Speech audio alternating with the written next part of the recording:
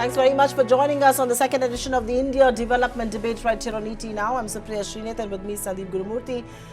This is big breaking news right on your screens. As Finance Minister Arun Jaitley recovers from a renal transplant, Piyush Goyal has been given additional charge of the Finance Ministry. He will continue to head railways as well. The other big breaking news of this evening is that Smriti Irani has been stripped of her portfolio of INB, its Information and Broadcasting. She will continue, however, to be the Textile Minister. And Rajyavardhan Rathore is really the new man in charge for INB. He was Minister of State for INB all this while, but he is going to be the full-fledged minister who will look after the INB ministry. Of course, SS Ahluwalia also comes in as MOS in IT and electronics. But I think the biggest story that matters to our viewers is Piyush Goyal, who gets charge of Finance Ministry as Mr. Jaitley recovers. And of course, the release very clearly says up until Mr. Jaitley comes back is still when Piyush Goyal will be in charge.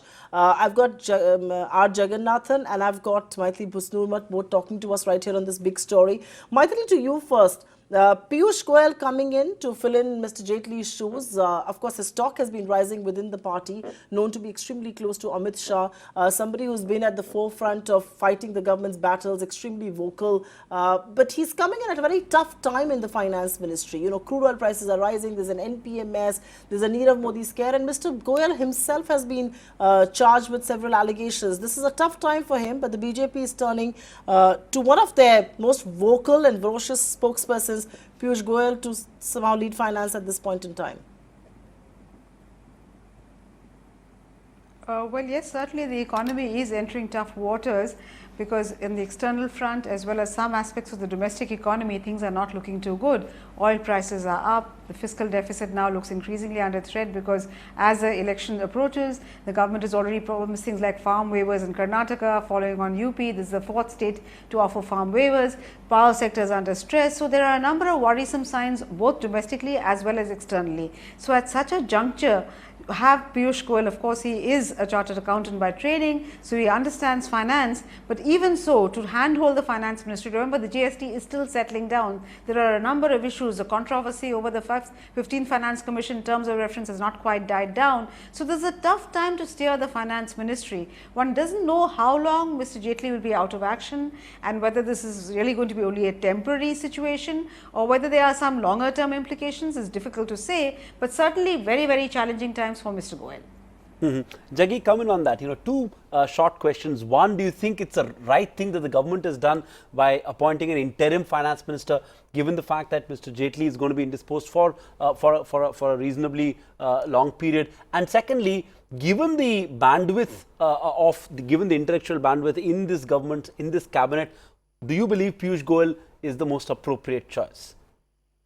Yeah, I think among all the choices they do have, he is probably the best bet. One thing, he is young and energetic, so the Finance Ministry needs all the attention it can get in micro detail, and Piyush is the right man for it, because I think if Arun Jaitley is going to be out of action for an extended period, going into a month or more, just when the economy is entering tough waters, I think you need to have somebody who is very agile and who knows the mind of the top leadership and acts accordingly. So I think this is certainly a very good move, according to me, though you may say there is some case against him and there is some charges against him. But the fact is, I think the government has decided that they're going to ride that out. So I think this is certainly the right thing, and the Finance Ministry would benefit from this, because you need energy at this time, you need a lot of thinking at this time, and you can't afford to have two low-profile ministers who were actually, if Jayant Sinha was earlier there, if he had been in the Finance Ministry, it would have been an easier thing, because the articulate guy, somebody who understands the details.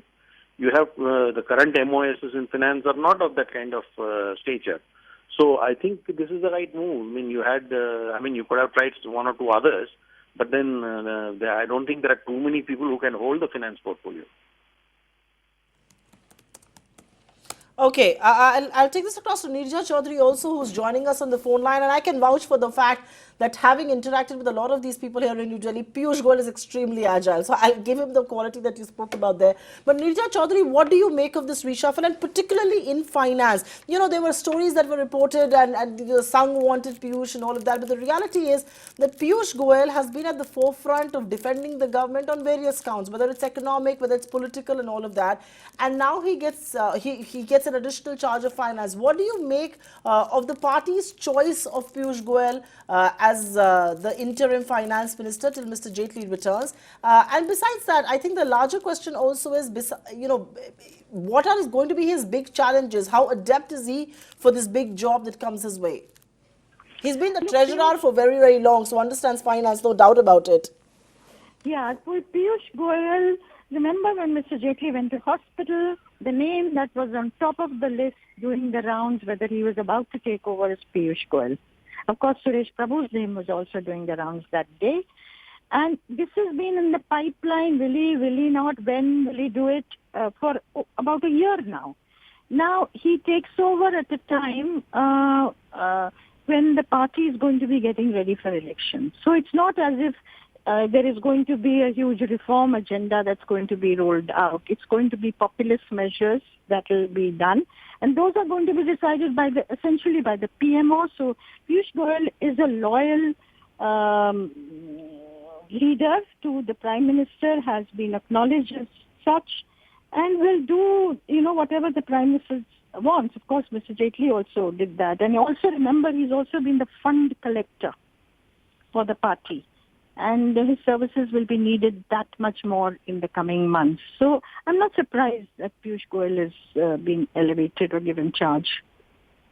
Sure. Maithili, it also in a sense, slightly political question that I'm asking you, but in a sense it also indicates the fact that the Prime Minister and the party president are reposing their faith squarely on a person who is in the middle of serious charges with regards to use of office, with regards to the case to a somewhat controversial transaction with the Piramal group. So at a time when the cloud of that is there, and this is definitely going to become a political issue, no way that the Congress is not going to sort of pounce on it. So here is the government indicating that they believe all is well, that they believe there's nothing sort of untoward in these transactions, and they believe he is the best man to lead such a crucial portfolio in the absence of Arun Jaitley.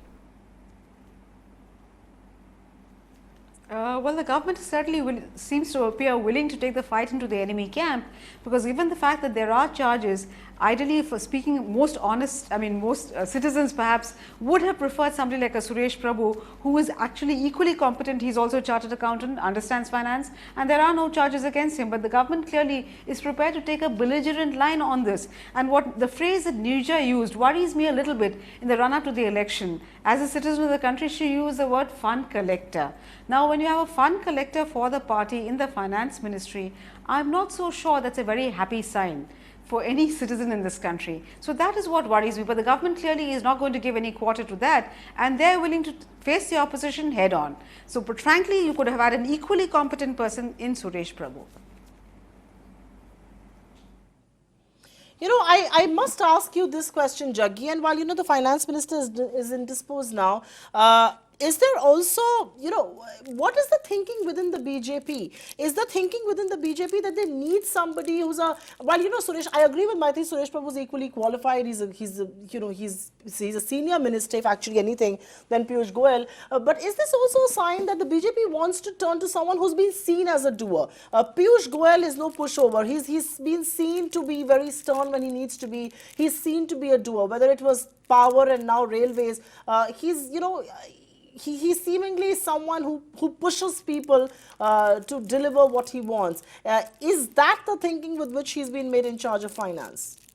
Yes, that is one of the thinking, because if you remember... Jaggi, if I may, and Jaggi... Yeah. And Jaggi, if I may also ask you a very quick question. This point of view that's obviously differentiating Nirja and Maithili, fund collector, and it's never really looked upon very well as far as politics is concerned, electoral politics, but this is the reality.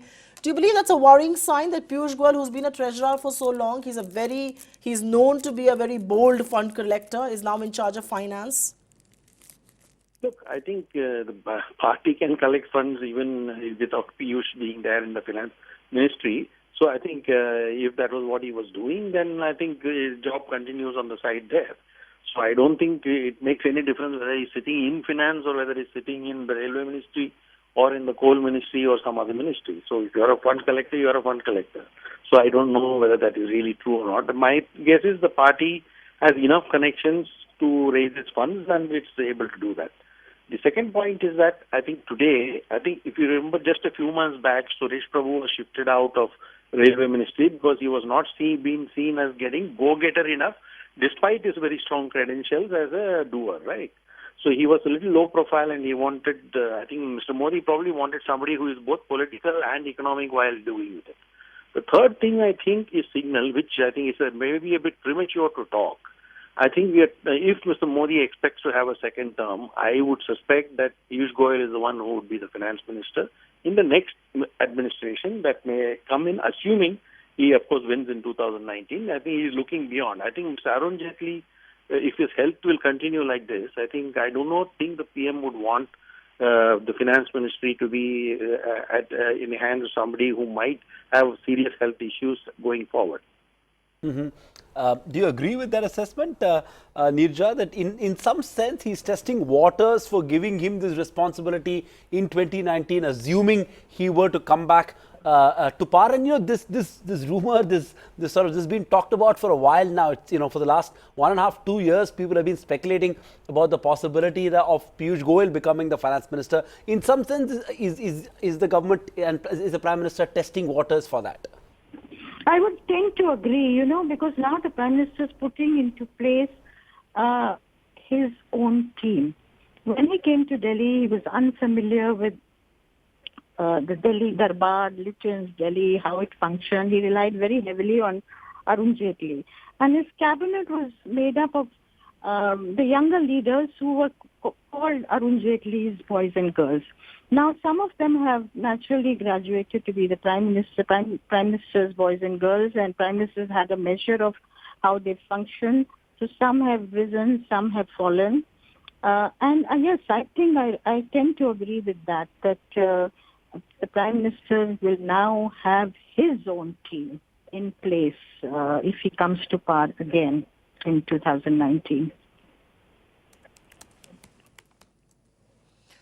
Okay, as he sets foot in finance ministry, and Maithili, this is really for you, as he sets foot in North Block, I have to ask you this question. Over the next 1 month or 2 months or whatever time it takes for Mr. Jaitley to get back, and we do hope he recovers fast, but what should the priorities of Mr. Goyal be? Because, there are two sets of priorities that any finance minister is going to weigh upon. The one set is setting the rural economy in order, setting the rural mess in order. And the other set of priorities is to make India Inc. invest, to ensure that infrastructure and investments and everything takes off. How do you think he's going to balance those, and what do you believe will be his priority over the next 1 month or 2 months whenever he's in charge? Well, you really hit the nail on the head, Supriya, because it was clearly evident is that the rural India is what really decides who's going to be in power in Delhi almost. So to that extent, the rural economy will be his top priority. At the same time, given the fact that unless you have investment taking place, you will not have growth and you will not have jobs. So these are going to be his two priorities. How he's going to achieve that is going to be very difficult, particularly because the external environment is turned against us. It's become much more difficult, even though the global economy is recovering. We have oil prices up, we have inflation picking up all over the world. So clearly he's going to be much more challenging times, because he doesn't have the cushion of low prices in oil. You also have the US Fed all set to raise interest rates. So it's going to be very difficult. How is he going to balance these two? The rural economy, he may be able to do something with short-term stops. But as far as stimulating investment is concerned, his choices are very much more limited, because government has limitations. I think he will take a much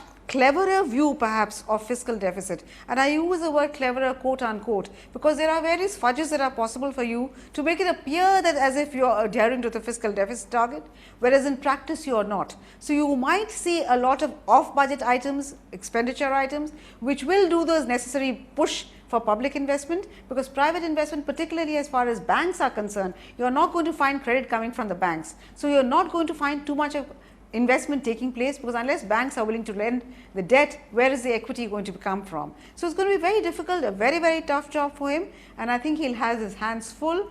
Because also remember, with Piyush Goyal, he's very good at selling what he does. Because there, for instance, it has not really been a very good scheme, but the way Mr. Goyal was able to pitch for it and the way he projected it as a remarkable turnaround in the power sector, where is the turnaround? It's not there. But he's very good at selling, and that, I think, is what Mr. Modi is looking for. Somebody who will sell the story, and if that's the command to him, I think Goyal will deliver on that.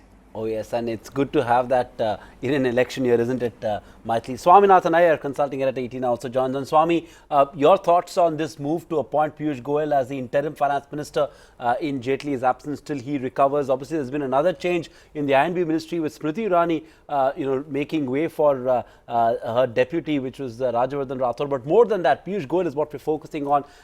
Is he the best equipped to do this job? Are you surprised by this choice? I think one should not read too much into an event that has been caused by a temporary illness. To read into this various policy or political conclusions, I think would be a mistake. So Piyush Goyal is there just to make sure that the paperwork is moving and that if some major new issues arise, how should that be conveyed to the cabinet? So I said, I don't think he is there to remake anything. But on the one hand, there are a large number of ongoing issues. Many of these are concerned with the insolvency and bankruptcy code. I mean, he'll have to keep an eye on what is happening on that particular issue because that is a politically very important thing. Many other issues I think that may arise would be what will be the financial fallout of the Trump's sanctions on Iran and on Russia.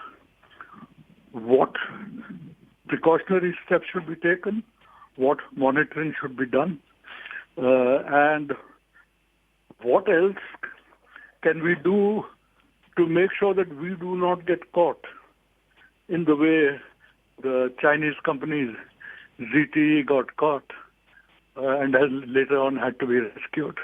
So there are some thorny issues out there. I do not think it is his job to change policy in any way.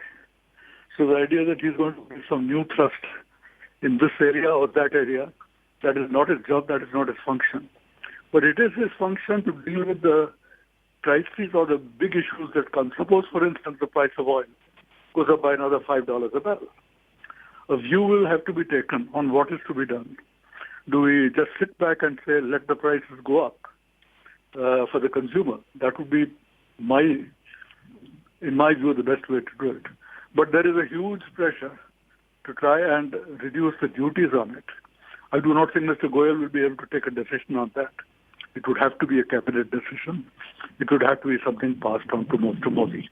So I said, he is a finance man himself. He's a chartered accountant.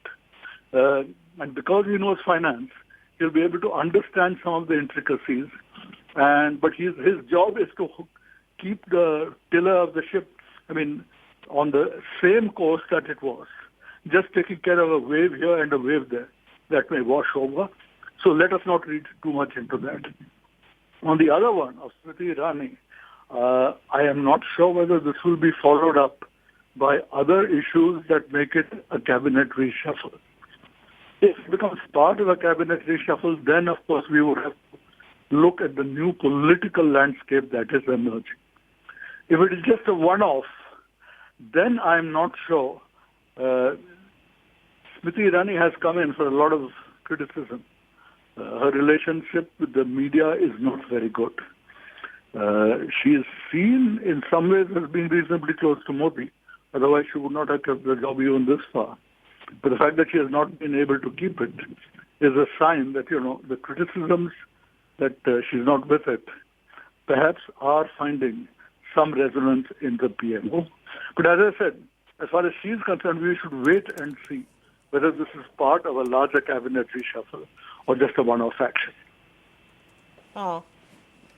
No, I think that's an important point, and I would want to take the discussion forward on Smriti Irani and Jaggi. I'll come to you on this. Smriti Irani was in charge of HRD. She was the youngest cabinet minister in the Modi cabinet, much to everybody's displeasure. She was in charge of HRD, from where she was tossed to textile, given INB. Now INB has been taken away. What's really happening with Smriti Irani? I mean, yes, her relationship with media perhaps has not been the best, but to toss a minister from 3 portfolios is very unheard of. Yeah. I mean, one has to see both the negative and positive sides. One thing is, I think since he seems to rub the media the wrong way, and if you remember last month, I think there was this move to set up some kind of watchdog for, media, I mean, what is that, social media and other things, create a thing. And the PMO came and said, no, that can't be done. And that was the immediate response. So that was like a slap on the wrist.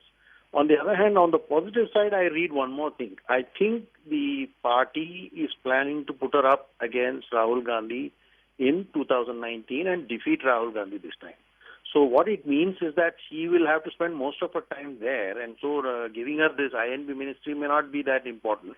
And so if she's going to be a campaigner there, I think that is, last time she came, she ran in pretty close, even though she didn't win.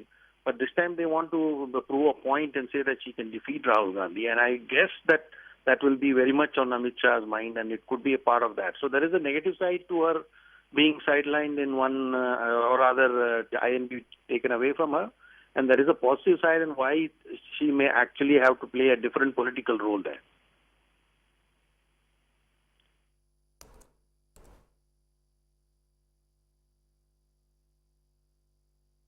Okay. You know, while you say that, I am just curious, and I'll go to Nirja on this. Rahul Gandhi won Amethi by 1.07 lakh votes. So, I mean, you know, Smriti Irani may have come dangerously close, all right, because she reduced his margin from 3. But that is still a long way to cover in any parliamentary seat. But, Nirja, do you agree, and do you concur with Jaggi that, do we have Nirja? Okay. Do we... Okay, we don't have Nisha. I'll go across to Maithili, and Maithili, you know, the question is that are we going to see, is this about Smriti Irani losing out because she is perhaps going to be contesting against Rahul Gandhi, or is it about the fact that this whole, trying to control media, the whole social media rash that had come, do you believe all of this had put her in the war path, and the Modi government can ill afford to have a bad relationship with media in a run-up to elections 2019? Do you believe that's the price she's paid for? No, I think it's more what Jaggi said. I think this is a government, particularly a political party, which thinks far ahead, which plans every move very meticulously. So it's quite possible, as Jaggi said, that this is what they have in mind, because for them, remember, if she were to defeat Rahul Gandhi, it would be a huge victory for them, something to crow about enormously. So that, I think, to my mind, is a very likely reason. And remember also, it's Supriya, that this is a government that, even though we have a cabinet form of government, it's much more a presidential style of running the country. Governance is purely essentially from the Prime Minister. So frankly, it's like pawns. It really doesn't matter who the minister is. Ultimately, all decisions are taken by the Prime Minister, much more by the Prime Minister than in any other kind of form of government that we have seen so far. So I think it was definitely, I would tend to agree with Jaggi, and think that it really is quite immaterial who the Minister of INB is, really, as far as this government is concerned. Indeed, and I think in the case of Smriti Irani as well, when she was moved from HRD and given textiles, people thought that she was downgraded, and then she was given INB as well. So I guess one thing that all of us need to realize is, in this government, nothing is predictable, and you shouldn't read too much into decisions, because you never know what's the real story. But Swami, let you have the last word on this chat. Then to sum it all up, you believe this is not a big deal. These were changes that have been necessitated largely by the finance minister being indisposed on account of his health emergency, and one shouldn't read too much into it? Or would you say this is like, in some sense, Modi's, Jaggi made this point earlier, in some sense he's testing waters by giving Piyush Goyal the finance ministry. If Modi were to come back to power in 2019, he may well be the finance minister. Can we sort of draw larger, other conclusions into this exercise as well, Swami? I would not agree with going into the larger picture. I do think this is an emergency action, and because he's a chartered accountant and he understands finance, he has been given charge. Please remember, finance minister is not just a technocrat. Finance Minister is an enormously senior minister. Piyush Goyal has just been promoted from Minister of State to this particular thing. Does he warrant something where he becomes, in effect, number 2 or number 3 in the cabinet? I don't think he's anywhere near that right now. I can't say what will happen after the next election, whether the BJP comes back to power, whether it will want to replace Mr. Jaitley.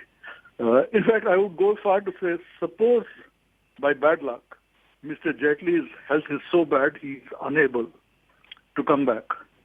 Would Piyush Goyal then become finance minister? I do not think that would be the case. I do not think he is senior enough or sufficiently endowed with political clout for that. So I would not read too much into it.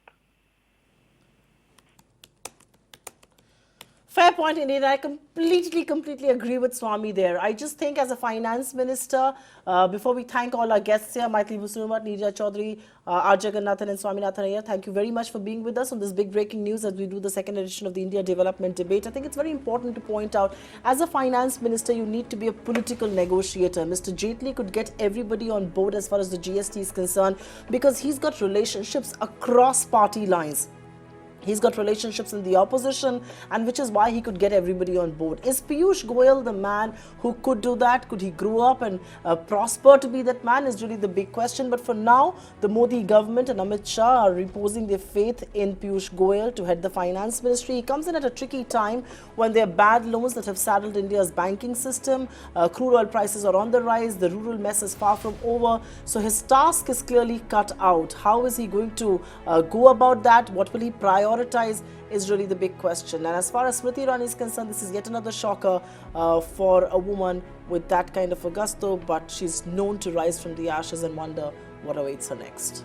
Indeed, but I think the important point of this move is that we will have a full-time finance minister even as the current finance minister recovers. The economy needs urgent attention and in a sense it needs political capital to be invested in. So to that extent, the fact that we will have a full-time finance minister come tomorrow morning is something that is surely going to comfort investors and stakeholders alike. Thanks for being with us in this edition of the India Development Debate. Up next is Top 10 at 10 with Tanya Bharadwaj. Keep it with ET now.